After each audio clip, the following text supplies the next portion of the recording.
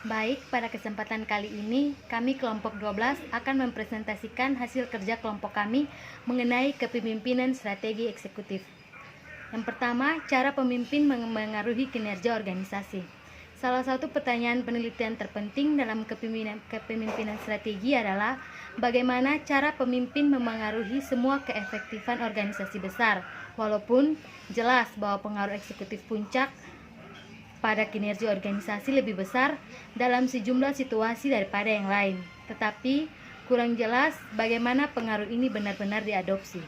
Keefektifan organisasi adalah kemakmuran dan kelangsungan hidup organisasi jangka panjang.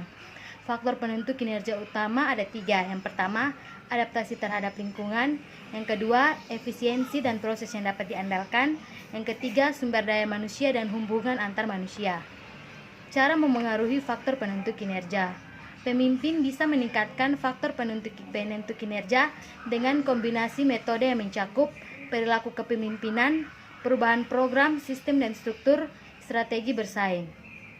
Perlunya kepemimpinan yang fleksibel dan adaptif. Kepuasan dan tindakan yang dimaksud untuk meningkatkan satu faktor penentu kinerja seiring memiliki dampak bagi faktor penentu kinerja yang lain. Dampak samping ini mungkin tidak disengaja dan mungkin tidak menguntungkan pemimpin yang memberi terlalu banyak penekanan pada peningkatan satu faktor penentuan kinerja, mungkin memiliki dampak yang merugikan pada faktor penentu kinerja lain dan hasilnya bisa mengurangi kinerja organisasi. Berikut mengkoordinasi kepemimpinan lintas tingkatan hierarki dan subunit.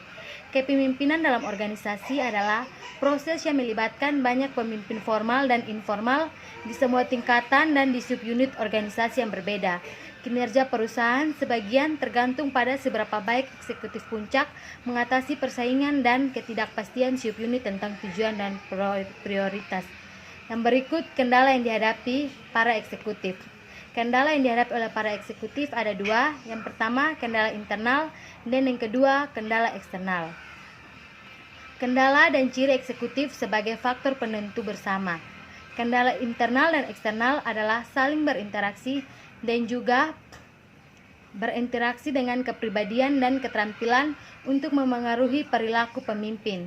Situasi ekstrim yang berlawanan adalah situasi dengan sedikit kendala internal dan eksternal serta banyak keleluasan. Keleluasan yang besar memberikan kesempatan bagi kepemimpinan inovatif tetapi tidak menjaminnya bahkan dalam situasi dengan sedikit kendala. Beberapa pemimpin tidak memiliki keterampilan kognisi untuk melihat pilihan inovatif atau motivasi untuk mengejarnya. Selanjutnya, C. Kondisi yang mempengaruhi perlunya kepemimpinan strategi. Peluang bagi eksekutif puncak untuk memberikan pengaruh yang kuat terhadap kinerja organisasi sebagian tergantung pada faktor historis seperti tahap evolusioner organisasi. Evolusi organisasi digambarkan ke dalam istilah 2 periode yang berubah yang biasanya terjadi selama kehidupan organisasi itu. Yang pertama, periode reorientasi. Yang kedua, periode penyatuan. Pengaruh manajemen puncak. Eksekutif tingkat puncak dilihat oleh Tussman dan Romelli sebagai mekanisme untuk mempengaruhi kekuatan untuk stabilitas dan kekuatan untuk perubahan. Bagaimana eksekutif melihat kekuatan-kekuatan yang ada dan menghadapi dampak besar bagi kinerja organisasi mereka. D. Kekuasaan politis dan kepemimpinan strategi. Beberapa banyak perubahan yang terjadi dalam organisasi tidak hanya ditentukan oleh CEO, tetapi juga kekuasaan yang bersaing di antara faksi dan koalisasi yang berbeda. Teori kontingensi strategi berusaha menjelaskan bagaimana perubahan lingkungan organisasi memengaruhi kekuasaan relatif subunit yang berbeda dengan keahlian unik dalam memecahkan krisis, mendapatkan lebih banyak kekuasaan untuk mempengaruhi keputusan strategi berorganisasi. Subunit yang paling berkuasa sering membuat salah satu anggotanya terpilih sebagai CEO organisasi, dan perwakilan dari subunitnya memiliki lebih banyak pengaruh dalam grup yang bertanggung jawab atas perencanaan strategi, misalnya komite eksekutif dan dewan direksi. E. Masa jabatan eksekutif kepemimpinan strategi. Perilaku kepemimpinan strategi CEO juga dipengaruhi waktu di kantor.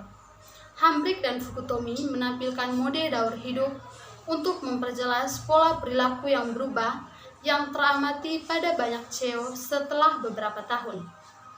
Pola perilaku yang berubah itu memiliki dampak penting bagi keefektifan CEO, dan model tersebut membantu menjelaskan mengapa reorientasi utama jarang diprakrasai oleh CEO yang telah di organisasi itu selama bertahun-tahun. Perilaku tahap awal sangat dipengaruhi oleh mandat tidak langsung yang diberikan pada CEO oleh dewan direktur atau pemilik perusahaan, misalnya individu, keluarga, atau perusahaan lainnya. F. Penelitian tentang pengaruh kepemimpinan CEO. 3 jenis penelitian tentang dampak kepemimpinan CEO pada kinerja perusahaan mencakup: yang pertama, penelitian Sukesi; yang kedua, studi kasus; dan yang ketiga, penelitian lapangan survei. G. Kepemimpinan strategi oleh tim eksekutif. Bagaimanapun struktur formal organisasi itu, akan ada perbedaan batasan di mana kepemimpinan strategi biasanya dimiliki bersama oleh para eksekutif puncak. Bahkan, organisasi dengan tim eksekutif bisa memiliki CEO otoratis yang hanya memberikan sedikit pengaruh terhadap eksekutif lainnya atas keputusan strategi, dan bahkan organisasi dengan hierarki tradisional bisa memiliki CEO yang memperdayakan eksekutif puncak lain untuk berbagi tanggung jawab guna membuat keputusan strategi. Potensi manfaat tim eksekutif. Keputusan yang dibuat oleh tim lebih mungkin menggambarkan kepentingan yang beragam anggota organisasi itu. Tugas yang penting kecil kemungkinannya akan diabaikan bila beberapa orang bisa berbagi beban kepemimpinan. Manfaat potensial memiliki tim eksekutif sebagian bergantung pada situasinya. Tim itu sangat penting dalam kompleks yang cepat berubah yang menetapkan banyak permintaan dari luar pada CEO. Yang berikut, tim eksekutif dan keefektifan organisasi. Dalam tim eksekutif tertentu, pembuatan keputusan strategi tidak hanya dipengaruhi oleh ciri dan keterampilan CEO, tetapi juga dari anggota lainnya.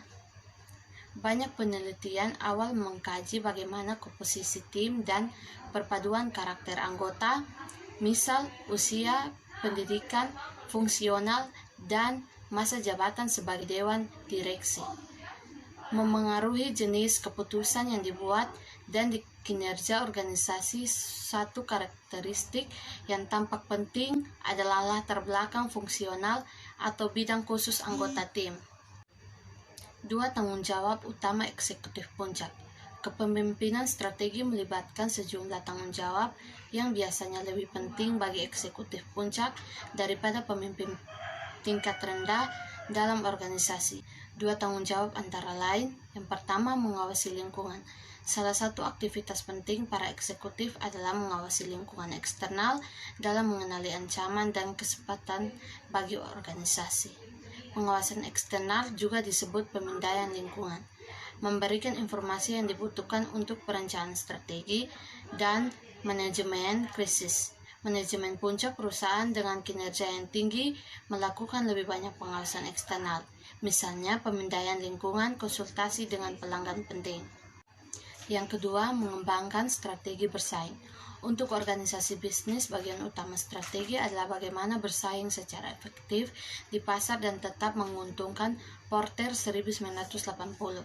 Beberapa contoh strategi bersaing yang memungkinkan mencakup hal berikut: menjual produk atau layanan di tingkat rendah, memiliki kualitas superior, layanan pelanggan atau produk dan layanan yang inovatif, memberikan produk atau layanan yang unik ke dalam segmen pasar yang diabaikan oleh organisasi bersaing. Strategi atau peluang.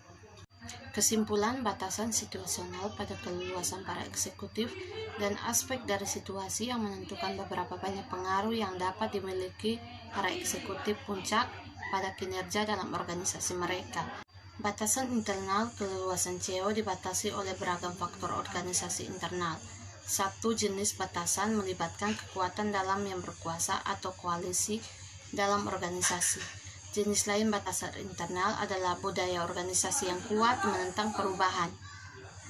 Batasan eksternal pada keluasan dari seorang CEO meliputi sifat dari produk atau jasa utama organisasi itu dan jenis pasar tempat organisasi itu beroperasi. Batasan lain adalah stakeholder eksternal yang berkuasa dan mendiktekan kondisi. Batasan dan atribusi eksternal, batasan internal dan eksternal saling berinteraksi satu sama lain dan dengan atribut dari manajer itu.